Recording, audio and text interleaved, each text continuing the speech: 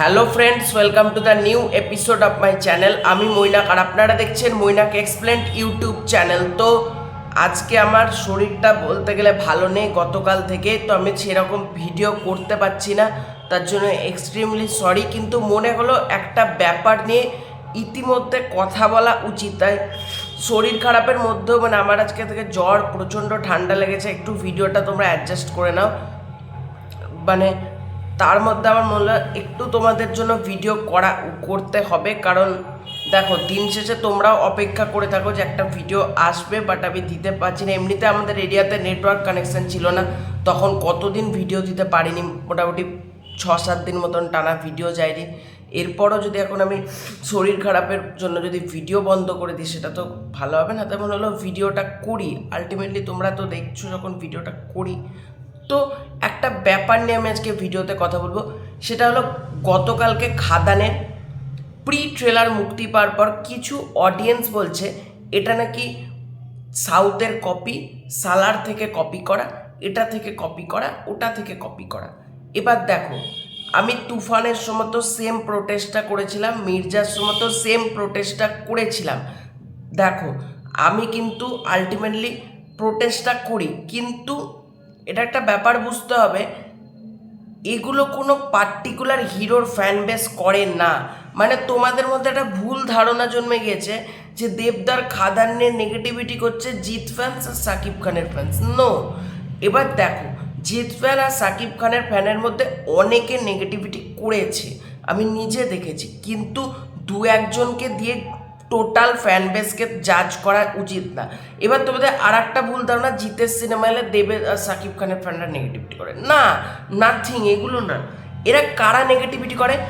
এরা বাংলা সিনেমার অডিয়েন্সই না, তারা সাউথ ইন্ডিয়ান সিনেমা দেখে এবং বাংলা সিনেমাকে আজীবন ছোট করে যায়, তারা নেগেটিভিটিটা করে।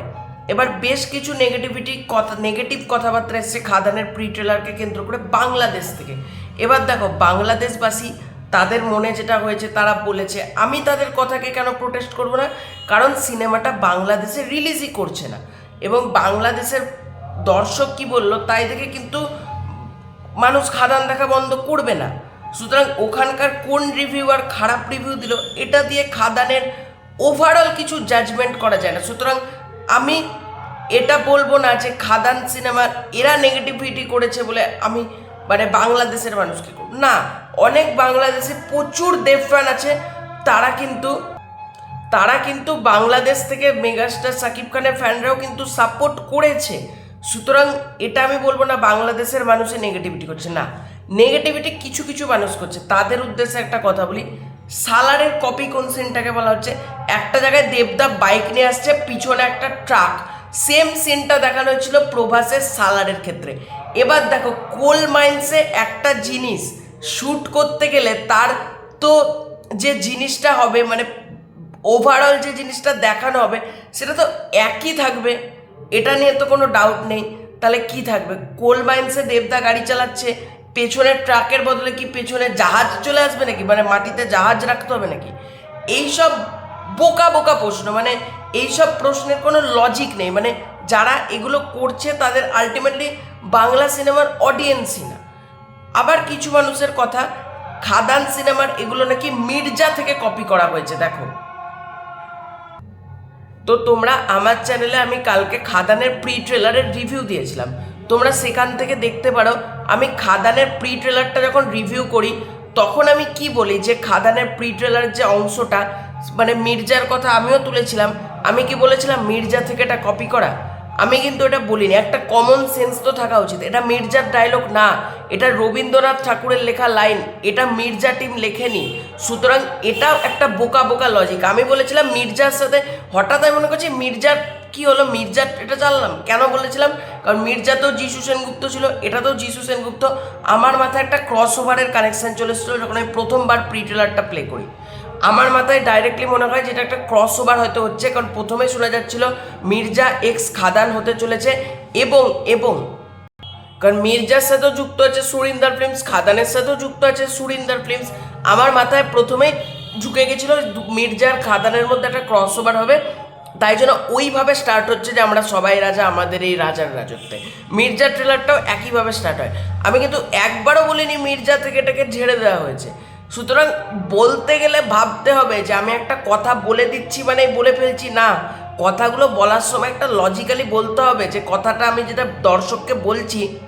এবং আর একটা ব্যাপার তোমাদেরকে বলি, অ্যানিম্যাল একটা ছিল আজিজ হক, মানে যেটা রণবীর কাপুর, তার গায়ে প্রচুর রক্ত ছিল লাল রঙের, সেম ছেলেদেবের লুকটার সময় এসেছিলো। এবং ছেলেদেবের যখন প্রপার প্রি ট্রেলার এলো তখন ওই দুটো লুককে পাশাপাশি রেখে, মানে রণবীর কাপুর আর দেবকে পাশাপাশি রেখে অ্যানিম্যাল দেওয়া হচ্ছে এবং খানা দিয়ে কপি বলা হচ্ছে। এবার একটা কথা বলি,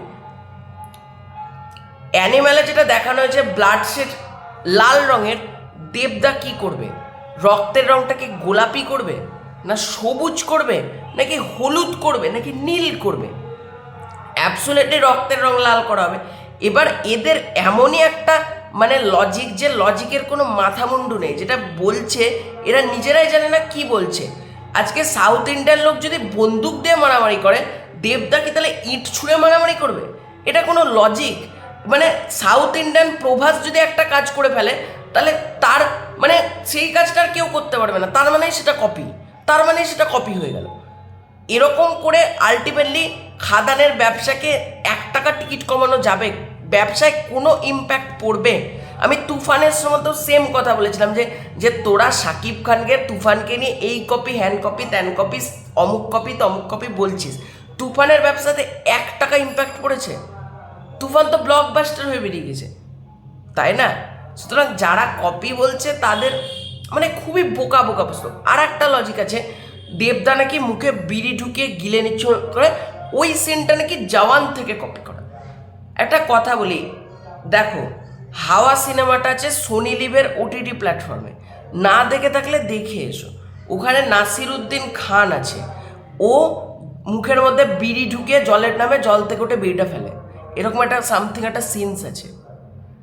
তাহলে কি আমি এখন বলবো হাওয়া সিনেমা থেকে শাহরুখ খান কপি করেছে? খুব বোকা বোকা ব্যাপার হয়ে যাচ্ছে। মানে এগুলোর এগেনস্টে কিছু বলার নেই, মানে এইগুলোকে কি বলবো। দেখো আর একটা কথা হচ্ছে কালার নিয়ে, দেখো কালকে একটা ব্যাপার বলতে বলেছে, অনেকে বলছে কালার অ্যান্ড ফিল মনে হচ্ছে এর মতন কপি, মানে সব দিক দিয়ে ওরা কপি বলছে, আমি তো আর কি করবো। এবার দেখো কালার কি করে কপি হতে পারে? একটা কালার টোনও কপি হয়? একটা কালারকেও কেউ কপি করতে পারে? ইভেন তোমরা দেখবে খাদানের যখন টিজারটা আসে সেখানে একটু ডার্ক ব্যাপার ছিল এবং প্রি ট্রেলারটা একটু ব্রাইট করে দেওয়া হয়েছে। তোমরা নিশ্চয়ই দেখেছো প্রি ট্রেলারটা একটু চকচকে ঝকঝকে ব্যাপারটা আছে না প্রি ট্রেলারটার মধ্যে, সেটা কিন্তু টিজারটার মধ্যে ছিল না। টিজারটা একটা ডার্ক টোনে ব্যবহার করা হয়েছিল, মেকার্সরা ওইটাকে চেঞ্জ করে দিয়েছে কালারটাকে, এবং ইভেন চকচকে ব্যাপারটাই কিন্তু আমার বেশি ভালো লাগছে। মানে কালারটা ডার্ক থেকে উজ্জ্বল করা হয়েছে, মানে লাইট করে দেওয়া হয়েছে। এটাকে তো আর কপি বলা যায় না। তারপর তাহলে কোন সেন্সে কি কপি আমি ঠিক এখনো মাথায় ঢুকলো না। মানে আমি তো ডিফেন্ড করলাম। এবার আমি একটা কথা বলি, এতক্ষণ ধরে যা যা বোঝালাম এই উদ্গান্ডগুলোকে আবার সেটা বোঝাতে হবে, মানে আমাকে তো এবার বোঝাতে হবে, পাল্টে রিভিশনটা তো দিতে হবে। এবার তো রিভিশনটা আমি স্টার্ট করি। প্রথম ব্যাপারটা বলি, খাদানকে যারা কপি বলছে তারা বাংলা সিনেমার অডিয়েন্সই না, ওকে? এরা বাংলা সিনেমার অডিয়েন্স না। দ্বিতীয় কথা, এরা বাংলা সিনেমা ব্যাসিং করতে ভালোবাসে, বাংলা সিনেমাকে নেগেটিভিটি করতে ভালোবাসে। এরা কোনো পার্টিকুলার সুপারস্টারের ফ্যান বেস নয়। এটা ভুল ধারণা যে শাকিব খানের ফ্যান আর জিতের ফ্যান নেগেটিভিটি করছে, না, এটা ভুল ধারণা। সেকেন্ড কথা হলো, সালারের যে লুকটা দেখানো হয়েছে, কোল বাইন্সে শ্যুট করতে গেলে পেছনে ট্রাকই দেখাতে হবে, তার বদলে সেখানে জাহাজ রাখা যাবে না। তৃতীয় কথা হলো, অ্যানিম্যালে গায়ের রং রক্তের রং লাল ছিল, দেবদা সেটাকে নীল করেনি কেন? আমার একটা প্রশ্ন। দেবদা তুমি তো নীল করতে পারতে রক্তের রং, এটা একটা হলো। দ্বিতীয় কথা হলো, জওয়ানে বিড়ি ঢুকানোর সিনটা প্রথম না। নাসিরুদ্দিন খান হাওয়া সিনেমা সোনি লিভে আছে, সেখানে নাসিরুদ্দিন খান বিড়ি ঢুকিয়ে গিলে নেয়, সেটা একটা সিনস। বুঝতে পারলে তো? আর কি আমি বোঝাবো না? আবার এবার আবার প্রথম থেকে ভিডিওটা দেখে নাও না বুঝতে পারলে, এবং না বুঝতে পারলে বারবার আমি তবলা বাজাতে আসবো ঢাই ঢাই ঢাই করে, আর তোমাদের ব্যান্ড বাজিয়ে দেবো এরকম করে। ভদ্রভাবে একটা ব্যান্ড বাজালাম বলা যেতে পারে। তোমাদের এই ভিডিওটা কেমন লাগলো কমেন্ট প্লিজ, আর ভালো লেগে থাকলে লাইক করো, শেয়ার করো, সাবস্ক্রাইব করে পাশে থেকো খাদান রিলেটেড আরও আপডেট পাওয়ার জন্য। খুব শীঘ্রই দেখা যাচ্ছে নতুন করে ভিডিও, ততক্ষণ বাই বাই।